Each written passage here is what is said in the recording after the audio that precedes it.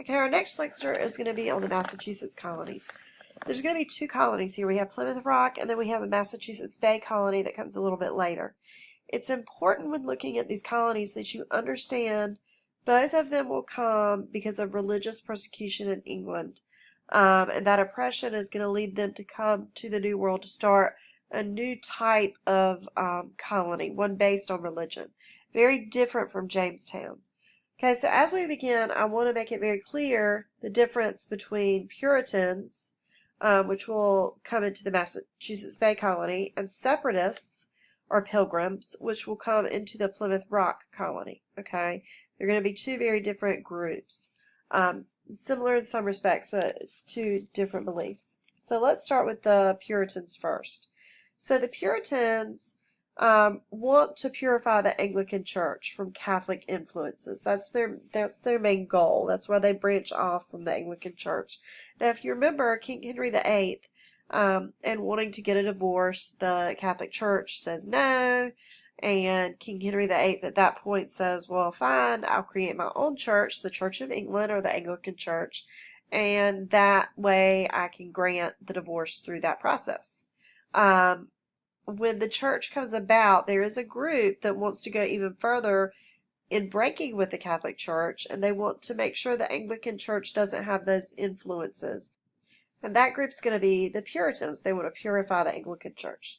Now, the Separatists were a little bit different. They wanted to completely separate from the Anglican Church. They're the more radical branch of the Puritans, the Separatists, these Pilgrims.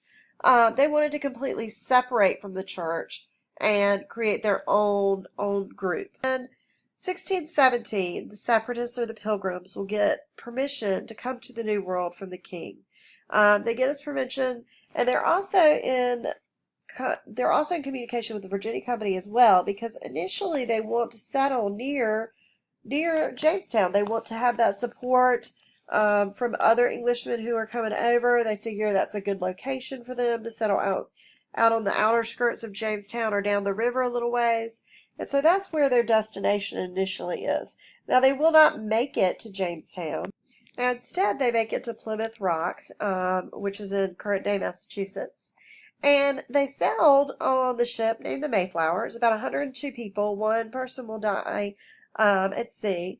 And it takes them about 65 days to get there. Okay, they land in 1620, so that's marking the beginning of colonization of Massachusetts. And before they even get off the boat, one very important thing to understand is that they will craft this document. It's called the Mayflower Compact. And it's really what's going to be the precedent for some future constitutions, the precedent for the idea that they will submit to the will of the majority. The idea of majority rules is really embedded in the Mayflower Compact.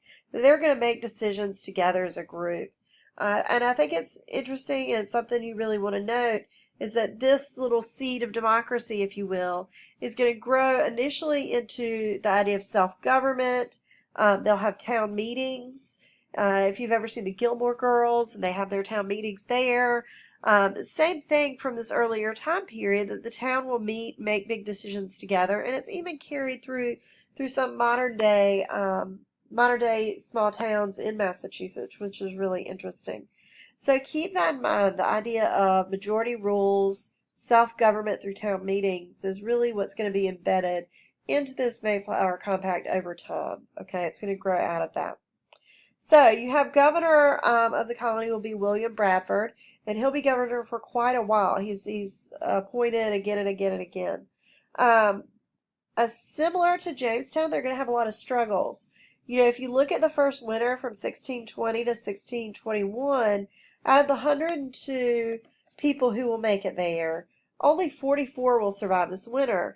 And I think it's important to be said that none of those 44 end up returning to England. You know, even though the hardship was happening in these new colonies, people, particularly with Massachusetts, are going to be determined to stay and determined to make this colony work. And that may be from the family aspect of the colony versus Jamestown, where your whole family isn't there. You have the option really is a lot easier maybe to go back to England. So that's something to think about as well. In 1621 in the fall, that's the first Thanksgiving. And I'll mention here as well that we are going to have some cooperation with Native Americans and the English settlers. They'll work together in some respects. But at the same time, if you remember from your reading, as the colony grows, there are going to be the Iroquois War, and you also have the massacre at Mystic River. So there are going to be some conflicts as well. Everything is not, all happy between the colonists and the Native American groups surrounding them. So, again, William Bradford is the governor. And I'll mention here by 1691, the population of the colony will reach over 7,000 people, and eventually they'll merge with the Massachusetts Bay Colony we're getting ready to talk about and create the Massachusetts settlement.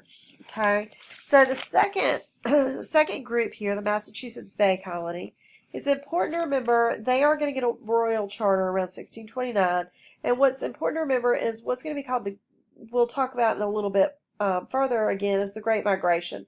And this is really the process where you get the majority of the Puritans coming over. So they get the royal charter. Initially, you're talking about about 1,000 people come around 1630. And then John Winthrop is really the leader of this colony, and he will become governor. He'll be governor for about 19, 20 years. And his idea is this concept from some of his writings called a city upon a hill, or a city on a hill. He's really trying to attempt to make a model society, a society that others look at, they can model their colonies after, a society that's based on religion, kind of a Bible commonwealth.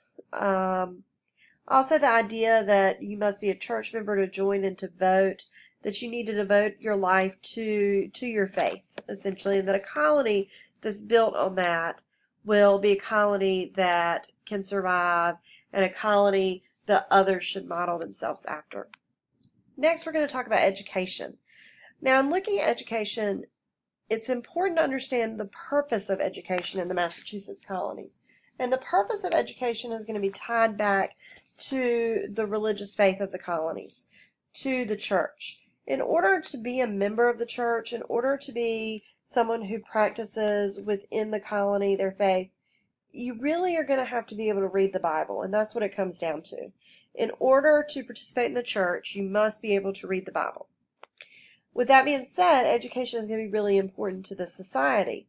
And the development of the society is going to be set around that. And so you're going to see a little bit different how Massachusetts will develop versus, let's say, Jamestown, for example, will develop differently because the society in both areas are very different. So, a couple of things about the focus on education. First, I'll mention what you're going to refer to as the Old Deluder Act. So we're going a little bit out of order, but that's okay. The Old Deluder Act. And this is a piece of legislation that comes about in the Massachusetts colonies. And the legislation says that a community of 50 or more families must have a teacher or an instructor for a school. Okay, they must have a teacher within that community, and that teacher will be paid for within the community's funds. And then if a community has 100 or more families, they must have a grammar school. So they're going to be required to build a grammar school. And the next thing I want to mention is Harvard. Harvard will be an institution. Initially, it's a seminary, and in 1636, it will be established. And that university will grow in, of course, the oldest university from the English colonies there. Okay, I mentioned the Great Migration earlier, particularly with the Massachusetts Bay Colony. I do want to talk a little bit more about the Great Migration, and that's that the Great Migration is really coming about in the late 1630s, early 1640s, and you're going to have thousands of people coming from England to either New England to the West Indies. Puritans in particular are coming with this Great Migration, okay? You're going to have a large influx of Puritans coming to the New World. Now, we're going to talk about two Great Migrations in U.S. history. This is the first, the Great Migration of Puritans coming into the colonies. But we're also going to later on talk about the Great Migration of African Americans moving from the South into the North or West. after World War One. So I want you to understand when you hear the Great Migration, you really got to focus on what time period we're talking about to make sure you're using the term appropriately and you know which group is coming. Next, we have Seeds of Democracy. We've already mentioned this a little bit with the town meetings and this idea of majority rule. Another thing I want to mention is that preachers within the community would not be officials. I mean, they're definitely tied with decisions within the colonies, but that there is some limitation with what kind of leadership roles that preachers could necessarily have.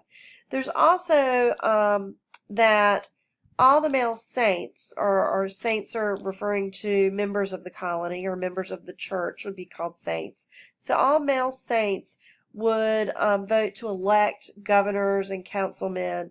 So they would have a say-so in their leadership, I think is important to note. There is a general court that's going to be created in 1634 where you have 2 delegates from each town coming to the general court to make decisions. And it's going to be bicameral as well. And in 1644, that component will be like a House of Representatives, essentially. So they do have representative parts to this, and they do have majority rule with the town meeting. So I think that's important to note for the Massachusetts colonies. The component we're going to talk about will be problems with the colonies and maybe even some solutions that they come up with. So the first problem that you're going to note with the Massachusetts colonies is the lack of religious tolerance. I mean, really, if they see anybody as a threat to the church, then they're not going to let them in. They will banish them. They will fine them. They will kind of kick them out of the colony and make sure that they have control. So one group that they are going to be intolerant to will be the Quakers. And of course, the Quakers at this point, there are some Quakers in Massachusetts. They're moving towards Pennsylvania, and the Pennsylvania colony will be created. We'll talk a little bit about that later. But they see the Quakers as ignoring the church authority, and therefore they'll be fined and punished in different ways. We mentioned in class as well Anne Hutchinson, and in 1638 she'll have to stand trial because of her beliefs that living a holy life does not necessarily allow one to achieve salvation, and that salvation did not require individuals to follow man's or God's law. That, you could follow what you felt was a good life, and that could allow you to achieve salvation. And that's really going to threaten the power of the church, because then people are going to have to listen to what the church members are saying and what they're trying to attempt to do in the colony, and that's going to threaten the power. So Anne Hutchinson will be banished, and she'll end up moving to Rhode Island after a while. She'll be eventually killed when she moves to New York from Rhode Island, but we'll talk about that later as well. Roger Williams is another individual. He was also a separatist, and he'll challenge the charter and the taking of Native American land without compensation. He feels like the government cannot regulate religious practices. There needs to be a separation of church and state. And he'll be banished in 1635, where he will then go to Rhode Island to build a church with the idea of separation of church and state. And we'll mention that again later on. Now, one of the major problems that they're having in Massachusetts is that a lot of the younger population isn't staying. And they're not staying because of this conversion process. To become a saint, you have to go through this extensive conversion process where you have to stand up in front of the congregation and explain all your faults, and then go through a questioning process from other members of the church, and then they vote to allow you in or not. So because a lot of people didn't want to go through this process, and people were moving out of the colony and they're losing membership, they'll end up in 1662 passing what's called the Halfway Covenant. And the Halfway Covenant pretty much says that everyone is going to need sacraments such as baptism and communion. But the children of saints, and saints again being members of the church, so if you're a child of a member of the church, then you could be baptized without going through the conversion process.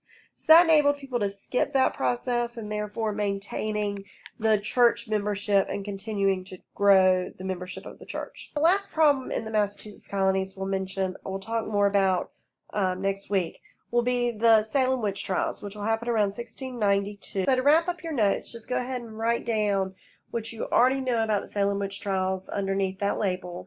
And then when we get